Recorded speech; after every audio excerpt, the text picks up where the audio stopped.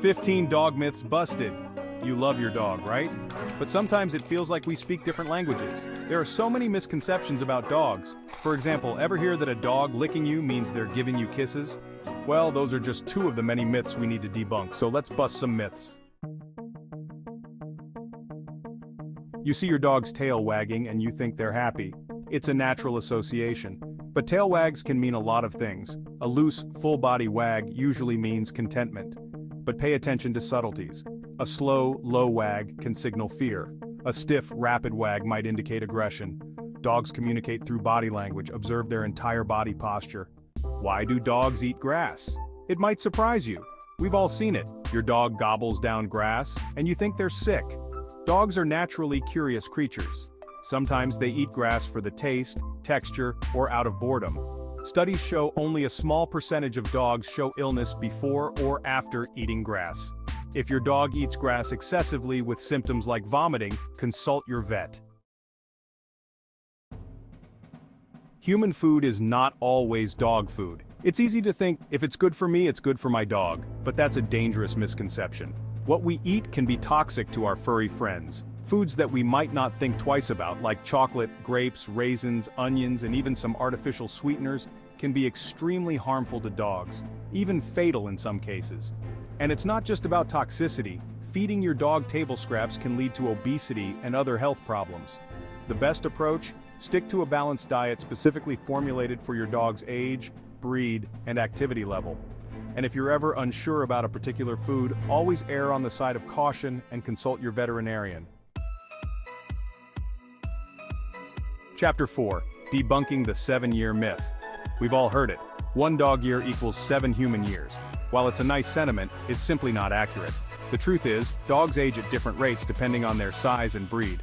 Larger breeds tend to have shorter lifespans than smaller breeds. A good rule of thumb is that a dog's first year is roughly equivalent to 15 human years, and after that, each dog year is about 5 human years. But remember, these are just averages. The best way to determine your dog's age in human years is to talk to your veterinarian. Chapter 5. Mounting. It's not just a male thing. Mounting behavior. It's often associated with male dogs, but both male and female dogs can exhibit this behavior. It can be sexually motivated, a way to establish dominance, express excitement, or just get attention. Even female dogs can mount other dogs, objects, or people. If your dog is mounting excessively, talk to your veterinarian or a certified dog trainer to manage the behavior. Chapter 6. Chewing bones aren't always best. We all know dogs love to chew. It's a natural instinct for them. But while giving your dog a bone might seem like a good idea, it can actually be quite dangerous. Real bones, especially cooked bones, can splinter easily, causing serious internal injuries or getting lodged in their throat or digestive tract. They can also damage your dog's teeth. Instead of real bones, opt for safer alternatives like nylon bones, rubber toys, or hard chew treats specifically designed for dogs. These options satisfy their urge to chew without the risks associated with real bones. Chapter 7. Shaving your dog in summer. More harm than good. It's hot outside and you see your dog panting. Your first thought might be to give them a shave to help them cool down. But did you know that shaving your dog, especially double-coated breeds like Huskies or Shepherds, can actually do more harm than good? A dog's coat acts as insulation, regulating their body temperature and protecting their skin from sunburn and insect bites. Shaving their coat can disrupt this natural process, making them more susceptible to overheating, sunburn, and skin irritations. If you're concerned about your dog staying cool in the summer, talk to your veterinarian or a professional groomer about appropriate grooming practices for your dog's breed. Chapter 8. Dogs see the world in color, just not like us. Forget what you've heard about dogs only seeing in black and white. The truth is, dogs can see colors, just not as vividly as humans. Their color vision is similar to that of a human with red-green color blindness. They see the world in shades of blue, yellow, and gray. Red appears as a dark brown or black, while green, yellow, and orange all look quite similar. So, next time you're choosing a toy for your dog, opt for one in shades of blue or yellow. They'll be able to see it much better. Chapter 9. You don't need to be the alpha. The idea that you need to be the alpha or pack leader with your dog is an outdated and often misinterpreted concept. While it's true that dogs are social animals with a natural instinct for hierarchy, the dynamics within a dog pack are much more complex than simply dominance and submission. Modern dog training focuses on building a relationship based on mutual respect, trust, and clear communication. Instead of trying to dominate your dog, focus on understanding their needs, setting clear boundaries, and rewarding desired behaviors. Remember, you can be a loving and responsible guardian without resorting to outdated dominance-based methods. Chapter 10. Tug of War, a healthy game for you and your dog. Many people believe that playing tug of war with your dog will make them aggressive or dominant. However, this is a myth. Tug of war, when played correctly, can be a fun and beneficial activity for both you and your dog. It provides mental and physical stimulation, helps build confidence, and strengthens the bond between you. The key is to establish clear rules and boundaries. Teach your dog to take it and leave it on command. And don't worry about letting them win occasionally. It won't make them think they're the boss. In fact, it can actually help build their confidence and trust in you.